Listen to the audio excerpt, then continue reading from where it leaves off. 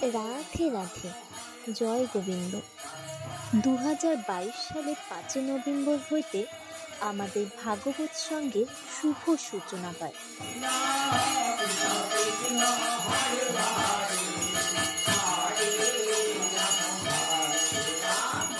এখানে প্রত্যেক সন্ধ্যা 7টা হইতে ধর্মীয় গান বাজনা ও ভাগবত পাঠ এবং পূজা আরতি অনুষ্ঠিত হয়। এছাড়া প্রত্যেক পূর্ণিমার মধ্যাহ্নে মহাপ্রভুর ভোগ হয়। এই সহিত অনুষ্ঠানে সকল সনাতন ধর্মের ভক্তবৃন্দদের আমাদের ভাগবত সঙ্গে আসার জন্য আমন্ত্রণ রইল। আমাদের ঠিকানা 27 নম্বর ওয়ার্ড, দেবীনগর, রায়গঞ্জ, উত্তর দিনাজপুর। রাধে রাধে।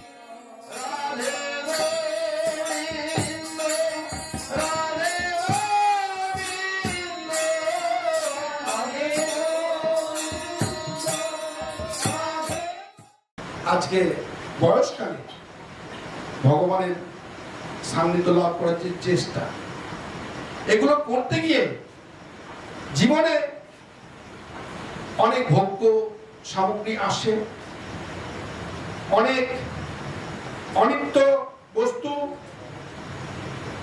সামনে আসে, অনেক সুখপ্রদ বিষয় সামনে আসে। সেই ভোগ্য বস্তু, সুখপ্রদ বস্তু এবং সেই বিষয়াদিকে অনিত্য, ক্ষণিক, দুঃখমূলক মনে করে তাতে মোহগ্রস্ত না হয়, অর্থাৎ তার মধ্যে আমরা একেবারে ডুবে যাব না। সংসার করছি, সংসার ফাঁকে ভগবত ভজনের কথাগুলো আমাদের নিত্য নৈমিত্তিক নিরন্তর। আর যদি অনন্যভাবে ভজনা করতে পারে তাহলে তার কোনো কথাই নাই। যে ক্ষমা ও সত্য কিসের বাচক? ক্ষমাটা আপনারা সবাই জানেন যে চলতে গিয়ে কখনো কখনো অন্যায় হয়ে যায়। হ্যাঁ, সেই অন্যায়কে শাস্তিমূলক ব্যবস্থা না নিয়ে তার প্রতি সহানুভূতিশীল হয়ে সেই বিবেচনা করে তাকে শুধরে দেওয়া, তাকে সঠিক পথ বলে দেওয়া, এটাই হচ্ছে ক্ষমা। সত্য, যা মিথ্যা নয় তাই সত্য। আমরা বেঁচে আছি, এটাই সত্য। ভগবানের ভজনা করছে, এটাই সত্য। এটা নিত্য নিরন্তর। বলছে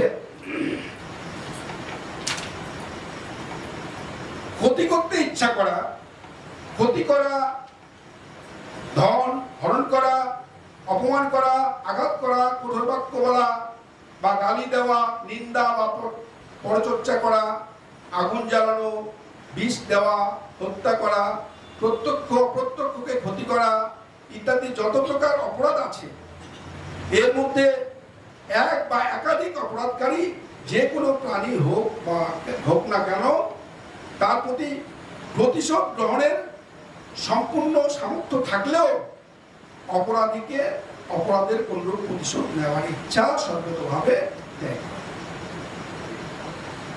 কেউ অপরাধ করেছে, তাকে আমি শাস্তি দিতেই পারতাম, কিন্তু শাস্তি না দিয়ে তাকে বুঝিয়ে বলা এবং সেই অপরাধ যেন পুনর্বার না ঘটে সেই রকম উপদেশ দিয়ে তাকে ক্ষমার দৃষ্টিতে দেখা, শুধরে দেওয়া।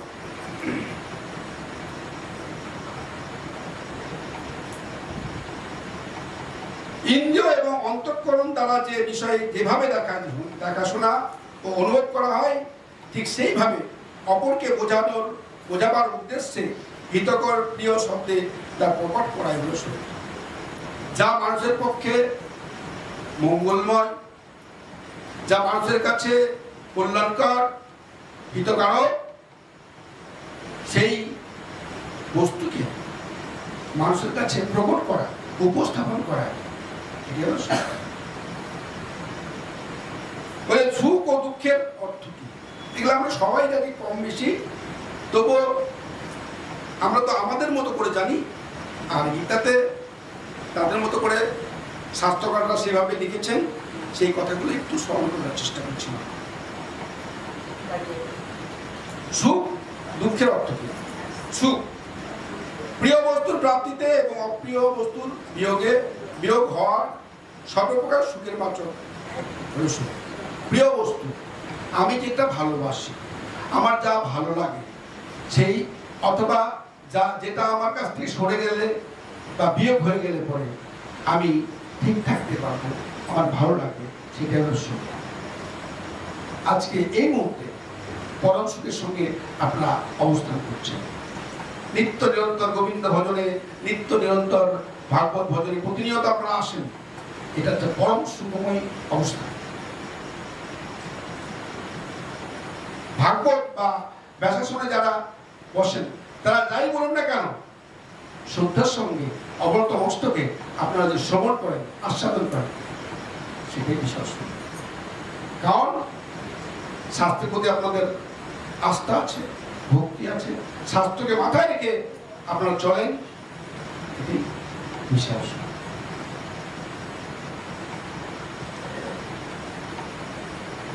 এর প্রিয় বিয়োগ এবং অপ্রিয় সংযোগে হওয়া আদি ভৌতিক, আদি দৈবিক, আধ্যাত্মিক সর্বপ্রকার সুখের বাচক হলো এই দুঃখ। বলছে ভব অভাব এবং ভয় অভয় শব্দ অর্থ। ভব অভাব, ভয় অভয়, এগুলো খুব জানার শব্দ, প্রায়শই আমরা বলে থাকি। তবু জেনে নেব কি বলছে। বলছে সর্বকালে সমগ্র চলাচল জগতের উৎপন্ন হওয়াকে বলা হয় ভব। সর্বকালে সমগ্র চলাচল জগতের উৎপন্ন হওয়াকে বলা হয় ভব। ভব সাগর, যা উৎপন্ন হচ্ছে এই সম্পর্কে জানা বোঝা। প্রলয়কালে তার লীন হওয়াকে বলা হয় অভাব। অভাব, ভাবের অনুপস্থিতি, সেটা হচ্ছে অভাব। কোন প্রকার ক্ষতি বা মৃত্যুর কারণ উপস্থিত হলে অন্তরে যে ভাব উৎপন্ন হয় তাকে বলে ভয়। হচ্ছে কোন প্রকার ক্ষতি বা মৃত্যুর কারণ উপস্থিত হলে অন্তরে যে ভাব উৎপন্ন হয় তাকে বলা হয় ভয়। অভয় কি? সর্বত্র এক পরমাত্মা ব্যক্ত আছে, এর অনুভূতি হলে অথবা অন্য কোনো কারণে সর্বতভাবে ভয় দূর হয়ে গেলে তাকে বলা ভয় অভয়। এই যে সর্বত্র পরমাত্মা, আমরা বলতে আমরা বললে ভুল হবে, আবার হতেও পারে। আমাদের মধ্যে এমন কিছু ভক্ত রয়েছে যারা নিত্য নিরন্তর ভজনের সঙ্গে যুক্ত থাকে, অনন্য প্রেমে ভগবত ভজনা করেন। অর্থাৎ যার কাছে ভগবান ছাড়া আর কিছুই নেই, সংসার অনিত্য, টাকা পয়সা, স্ত্রী পুত্র পরিবার সবই নিত্য, একমাত্র নিত্য ভগবান। ভগবানকে কি করে সুখ দেওয়া যায়, ভগবানকে কি করে সুখী রাখা যায়, ভগবান কি সন্তুষ্ট, সেই চিন্তাই সদা সর্বদা ভক্তের মনে ব্যাপৃত থাকে। এই মন নিয়ে এইভাবে যারা ভগবত ভজনা করেন তারাই অনন্য, আর তারাই সবসময় অভয় অবস্থাতে থাকে। কারণ দুঃখ হলেও ভগবান দিয়েছে, সুখ হলেও ভগবান দিয়েছে। তারা মৃত্যুকেও ভয় করে না, কষ্টকেও ভয় করে না, কোনো কিছুতেই তারা কিছু ভয় না, যেহেতু তারা একমাত্র মনপ্রাণ সুখে দিয়েছে ভগবানের চরণে। ভগবান যা করবেন তা তিনি মন করবেন, ভালো করলে ভালো, মন্দ করলে ভালো। এরা হচ্ছে অনন্য প্রেমী। বলছে অহিংসা, সমতা, তুষ্টি, এর পরিভাষা কি? অহিংসা, হিংসা বিপরীত অহিংসা। সমতা কি বলছে জেনে নিব। কোন প্রাণীকে কোন সময় কোন প্রকারে কায় মনোবাক্যে বিন্দুমাত্র কষ্ট না দেওয়ার মনোভাগ্য হলো অহিংসা। কোন প্রাণীকে কোনোভাবে কায় মনোবাক্যে কষ্ট না দেওয়া, এটাই হলো অহিংসা। যারা ভগবত ভজন করেন তাদের তো কোনো কথা নেই, তাদের মনে হিংসার এতটুকু থাকা উচিত না। কারণ তাদের কাছে তারা সমস্ত ভাবে সকলকে সমান চোখে দেখেন, তার মধ্যে কোনো ভেদ নেই, হিংসা কখনোই থাকবে না, কামনা বাসনা আশা আকাঙ্ক্ষা এগুলো সবই বর্জিত শুদ্ধ ভক্তের কাছে, যারা নিত্য নিত্য ভজনা করেন, যারা অনন্য প্রেমে ভগবানকে ভজনা করেন, তাদের কাছে হিংসা কি, দেশ কি, আশা আসক্তি সবই পরিত্যাজ্য।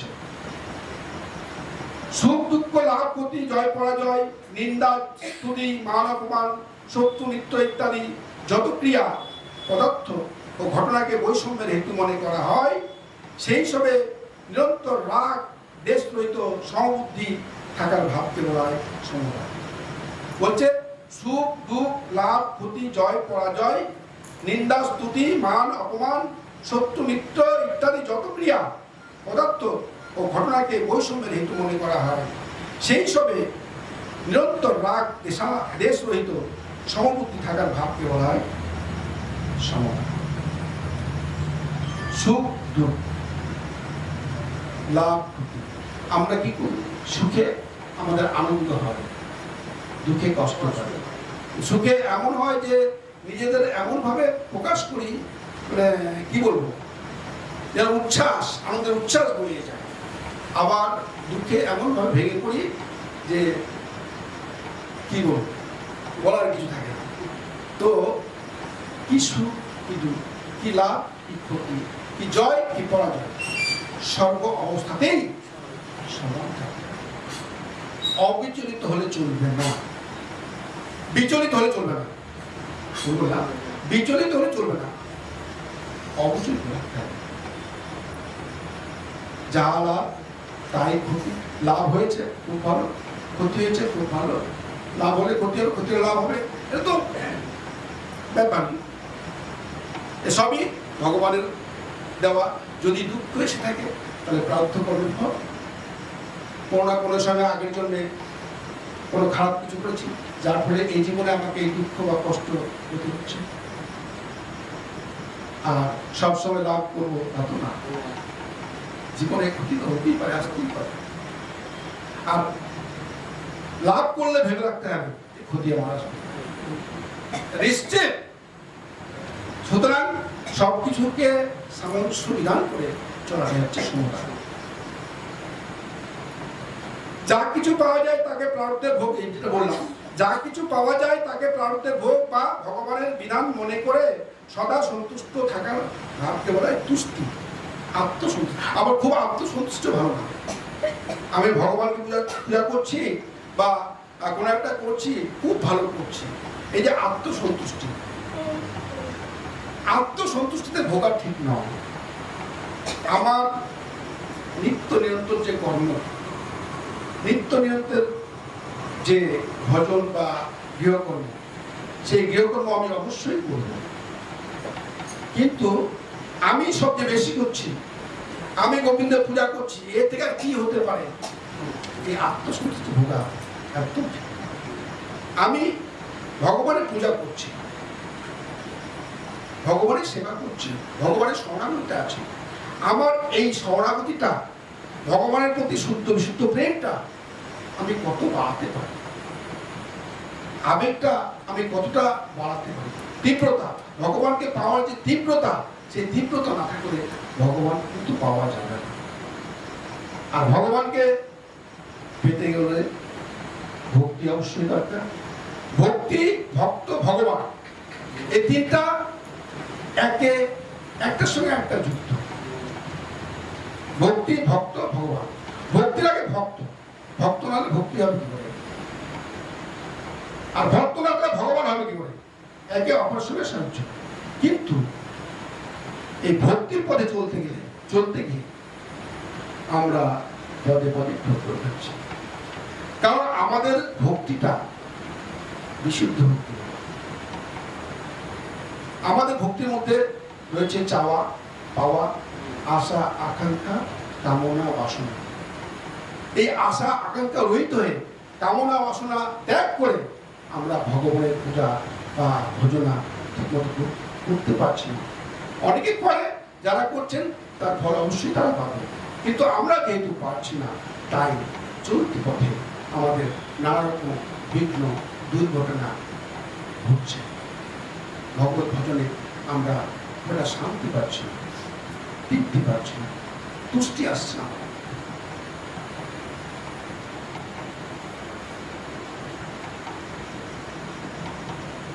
তারপর বলছে তপ, দান, যশ, অযশ, এই চারটে অর্থ কি? তপ, তপ বলতে তপস্যা বা আরাধনা বা উপাসনা, আমরা যেটা বুঝি সোজা কথায়। দান, কাউকে নিজের থেকে কিছু দেওয়া। যশ মানে কোনো একটা করলাম, সেখানে আমার ভালো হলো, সেটাই যশ। অযশ, করতে গেলাম ভালো হলো না, ইত্যাদি। এবার শাস্ত্রকার কিভাবে লিখেছেন সেটাই জেনে নেব। যে স্বধর্ম পালনের জন্য যে কষ্ট সহ্য করা তাকে বলে তপ। স্বধর্ম পালনের জন্য এই তপ মানে তপস্যা অনেক আছে। ছাত্রালয় অধ্যয়নের তপ, ছাত্রদের কি পড়াশোনা করা।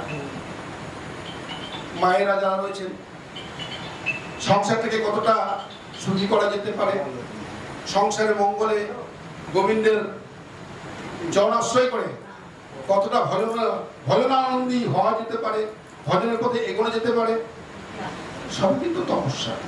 বর্তমানে যদিও তপস্যা নেই, নাম শুধু নাম আর নাম, কিন্তু সেটাও একটা তপস্যার মধ্যেই পড়ে। নিঃসত্ব অপরের ক্ষতির জন্য বিতরণ করাকে বলে দান। নিঃসত্ব, আমার কোন একটা জিনিস আছে, অপরকে দিলাম, সেটা কি দান।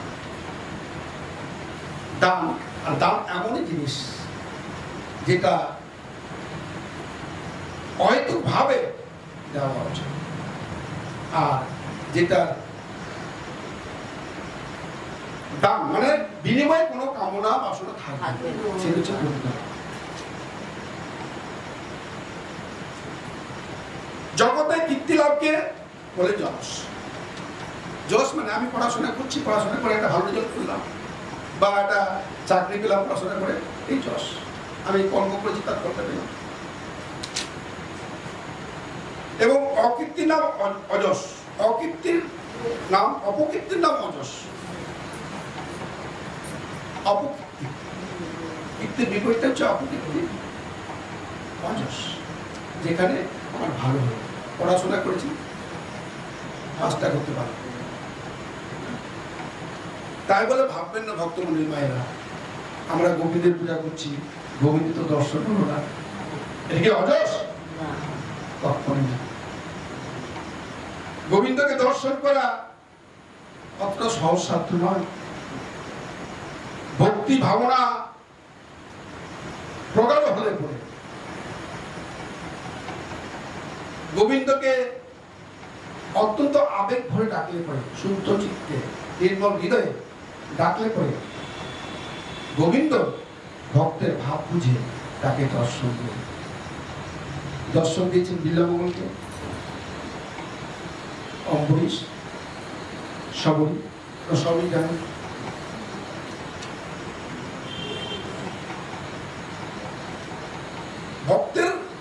ভক্তির প্রগাঢ়তা ভক্তের সাফল্যকে আগিয়ে দিবে, ভগবান দর্শনে সহায়তা করে, ভগবানকে জানতে সহায়তা করে। প্রাণীদের নানা প্রকার ভাব আমাহতি হয়, এই বক্তব্যের অভিপ্রায় কি?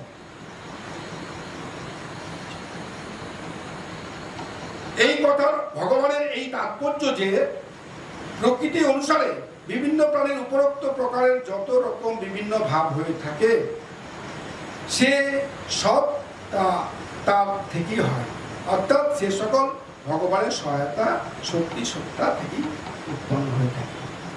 আজকে কোন একটা পরিবারে কোনোদিনই হয়তো কোনো ভক্ত দেখা দেয়, এবার সেই পরিবারে দেখা গেল কেউ না কেউ আবার ভক্ত হিসেবে ভগবানের পূজায় এত যুক্ত হলো যার কথা নেই। এটা কে করলো? ভগবান করলো। আমাদের চলতি পথে সুখ দুঃখ লাভ ক্ষতি ভালো মন্দ সবই তার দেওয়া।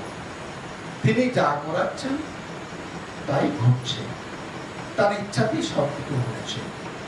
তাই তো বলছি যে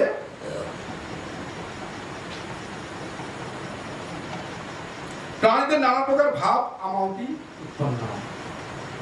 ভক্তি, অভক্তি, দোষবৃত্তি, চর্যবৃত্তি বা কীর্তি অপকীর্তি সমস্ত কিছু ভগবানের নির্দেশই হয়।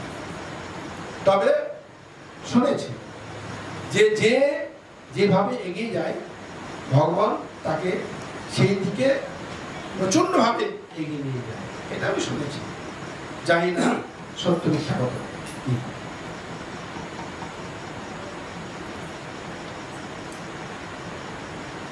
কি বলছে যে প্রকৃতি অনুসারে বিভিন্ন প্রাণীর উপরোক্ত প্রকারের যত রকম বিভিন্ন ভাব হয়ে থাকে সেই সব তার থেকেই হয়, অর্থাৎ সেই সকল ভগবানের সহায়তা সত্যি সত্তা থেকেই হয়ে থাকে। এখানে এই দুটি শ্লোকে সুখ ভাব অভয় যশ এই চারটি ভাবের বিরোধী ভাব বলছে। সুখ ভব অভয় যশ এই চারটি ভাবের বিরোধী ভাব দুঃখ অভাব ভয় অপযশের বর্ণনা করা হয়েছে। ক্ষমা সত্য দম অহিংসা ইত্যাদি ভাবের বিরোধী ভাবের বর্ণনা করা হয়নি। এই তাৎপর্য কি লিখছে শাস্ত্রকারেরা? বলছে দুঃখ অভাব ভয় অপযশ ইত্যাদি ভাব জীবেদের প্রারব্ধ হোক। একটু হালকা করে বলা, আমরা আজকে যে দুঃখ, আমাদের যে অনেকে দুঃখিত নানাভাবে নানা কারণে মানুষের দুঃখ আসে, অভাব মানে যা প্রয়োজন সেগুলি না থাকা, সেটা হচ্ছে অভাব। ভয় অপযশ ইত্যাদি ভাব জীবের প্রাপ্ত ভোগ উৎপন্ন হয়। অর্থাৎ পাপ ছাড়ে না বাপের, আমরা বলি না কথাটা। কর্মের ফল অভ্রান্ত সত্য।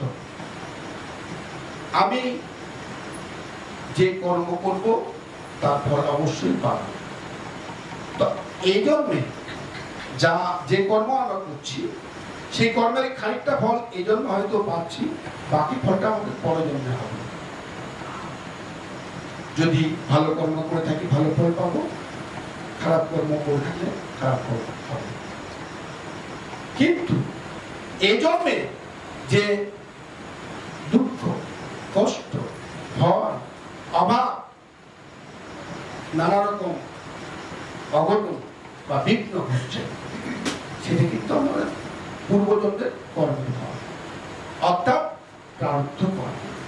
পূর্বজন্মে খারাপ কর্ম করেছি, তার ফল আজকে পাচ্ছি। পূর্বজন্মের স্বীকৃতির ফলে আজকে আমরা গোবিন্দ চরণে আশ্রয় নিতে পেরেছি, আজকে এই ভগবত কথা শ্রবণ করতে পারছি, তাই না? পূর্বজন্মের স্বীকৃতি না থাকলে কিন্তু তার কখনো সম্ভব। আপনারা মহাভাগ্যবান, মহাপুণ্যবান, যশস্বী বলুন যে আজকে এরকম একটা পরিবেশে প্রতিদিন ভাগবত শ্রবণ করার যে জায়গাটা পেয়েছে, আপনাদের মনোবিলাস পূর্ণ হচ্ছে, ভগবানের কথা শ্রবণ করতে পারছে, আস্বাদন করতে পারছে। এটা পূর্বজন্মের স্মৃতি, পূর্বজন্মের প্রারব্ধ ফল। কিন্তু বাস্তব জগতে কি দেখা যায়? বাস্তব জগতে দেখা যায় যে কোনোদিন ভগবানের ভজনা করল না, মানুষকে ভালোবাসলো না, সেই টাকা পয়সা ধন দৌলত ইত্যাদি সুখের প্রাচুর্যে বসবাস করছে, না? তাহলে কি বলবো?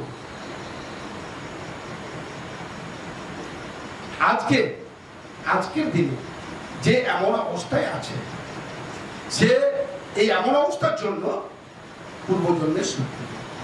অর্থাৎ জন্মে সে ভালো কোনো কর্ম করেছে, যা যে কর্মের ফলে আজকে সে আজকে সুখের সঙ্গে বসবাস করছে, অবস্থান করছে।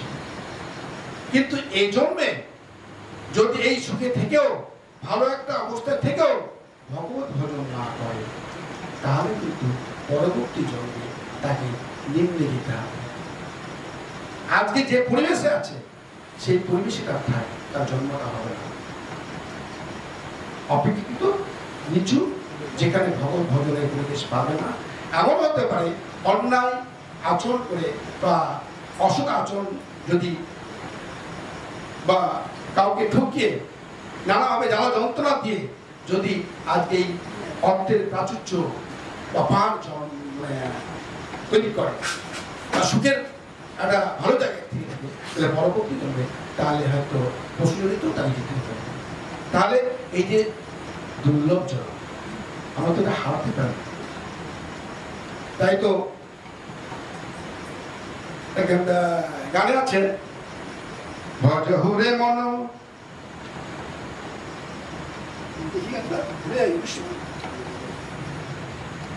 শ্রীনন্দ নন্দন অভয় চরণার বিন্দরে, ভজ হুরে মন শ্রীনন্দ নন্দন অভয় চরণার বিন্দরে, ভজ হুরে মন শ্রীনন্দের নন্দন অভয় চরণার বিন্দরে, দুর্লভ মানব জনম সৎ সঙ্গে, দুর্লভ মানব জনম সৎ সঙ্গে, তরহু এ ভব সিন্ধুরে, তরহু এ ভব সিন্ধুরে, ভজ হুরে মন শ্রীনন্দের নন্দন অভয় চরণার বিন্দরে, শীত তাপ বাত পরিশন এ দিন দামিনী জাগিরে, শীত তাপ বাত পরিশন এ দিন দামিনী জাগিরে, বিফলে সেদিন কীর্তন দুরজন, বিফলে সেদিন কীর্তন দুরজন, চপল সুখ লাভ লাগিলে, চপল সুখ লাভ লাগিলে, ভজ হুরে মন শ্রীনন্দের নন্দন অভয় চরণার বিন্দরে, হে ভগবান পুত্র পরিজন, ইচ্ছে কি আছে বড় পৃথিবীরে, হে ভগবান পুত্র পরিজন, ইচ্ছে কি আছে বড় পৃথিবীরে, কোমল দল জল জীবন টলমল, কোমল দল জল জীবন টলমল, ভজহু পদ ভজহু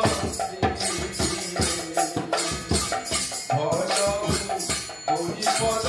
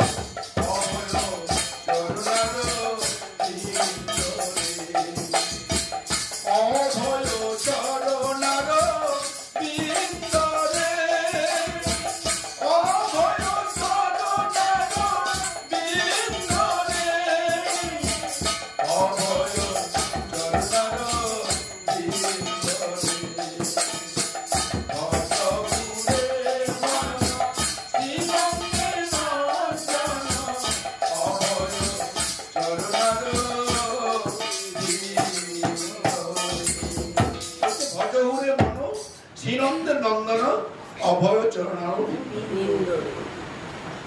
এই শ্রীনন্দের নন্দন যে আমাদের প্রাণভূমি, সেই চরণ সেবা করলে পরে, সেই চরণে আশ্রয় নিলে পরে কোনো ভয় নেই। একটু আগে আলোচনা করা হচ্ছে দুর্লভ মানব জন্ম সৎসঙ্গ।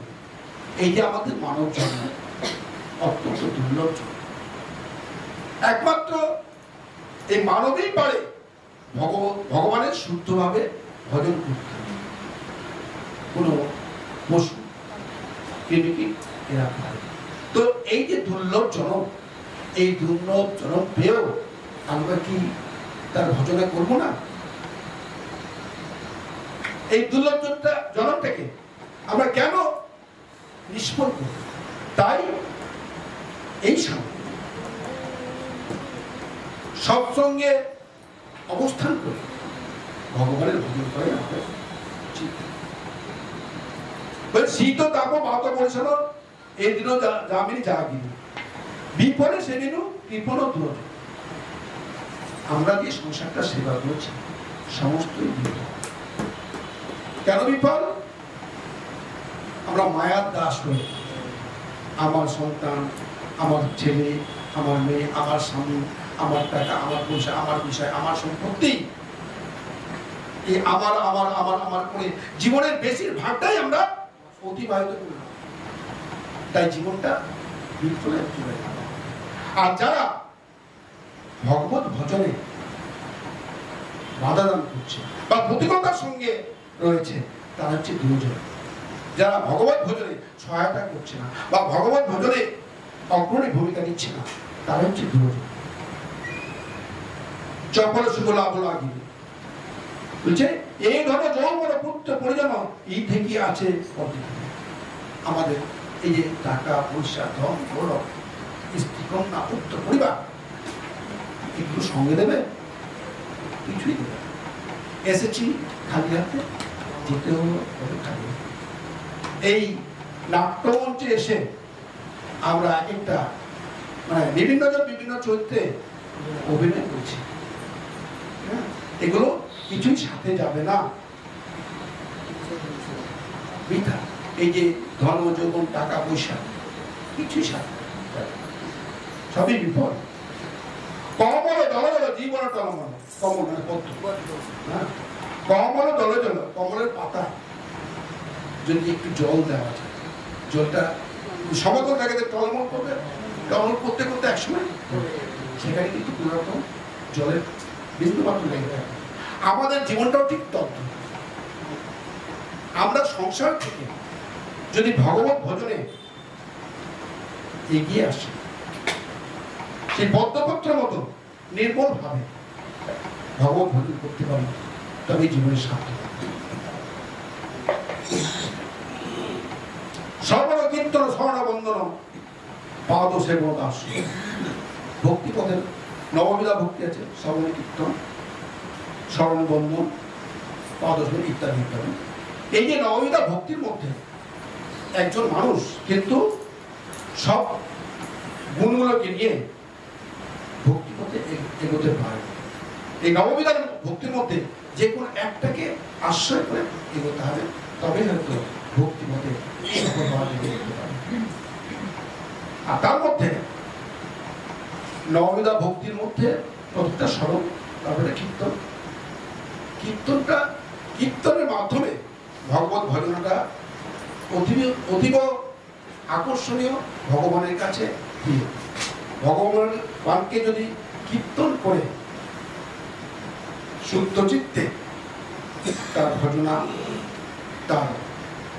তাকে আনন্দ দেওয়ার চেষ্টা করো, ভগবান অত্যন্ত তুষ্ট হয়। তার মধ্যে আবার নেচে গিয়ে যদি করা যায়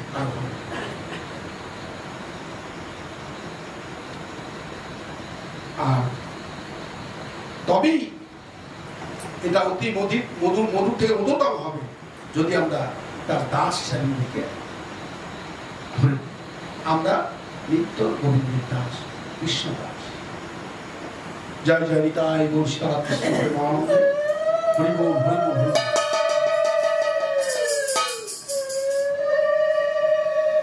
হরে কৃষ্ণ। গীতাকে বিশ্রাম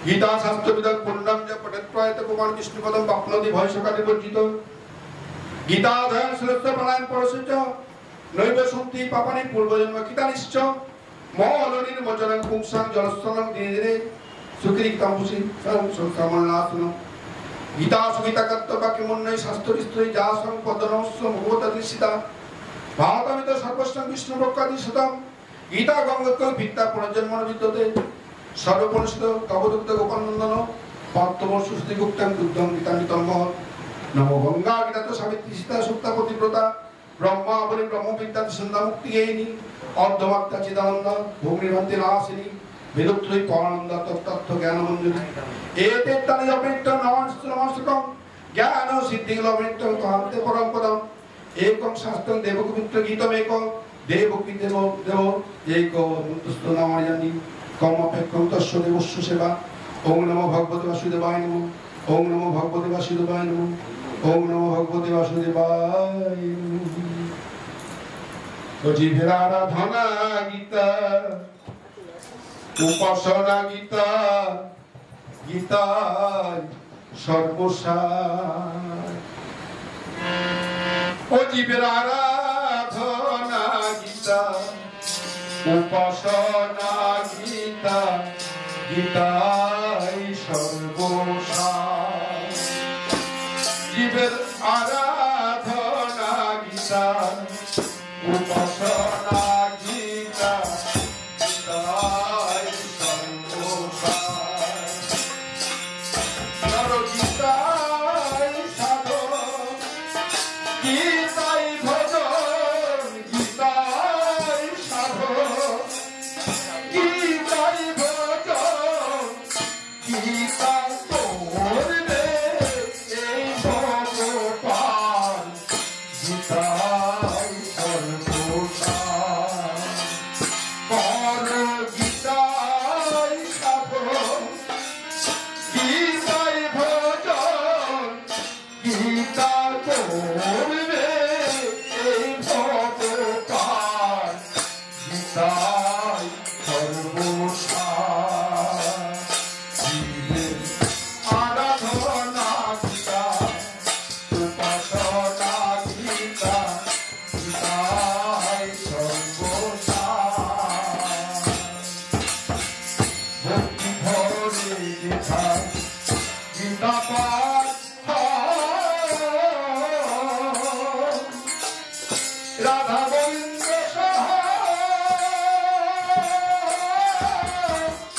দেবতাগণ ভক্তি ভরে গীতা গীতা পাঠ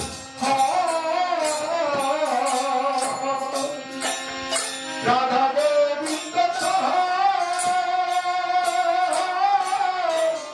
দেবতাগণ আমার বিশ্বাস যার হয় তার পাপ ক্ষয় বিশ্বাস যার হয় তার পাপ ক্ষয় অবিশ্বাসীর জন্ম হয় তার পার গীতায় সর্বসার আরাধনা গীতা উপাসনা গীতা গীতায় সর্বসার আরাধনা গীতা উপাসনা গীতা গীতায় সর্বসার অবিশ্বাসী যারা গীতা নিন্দা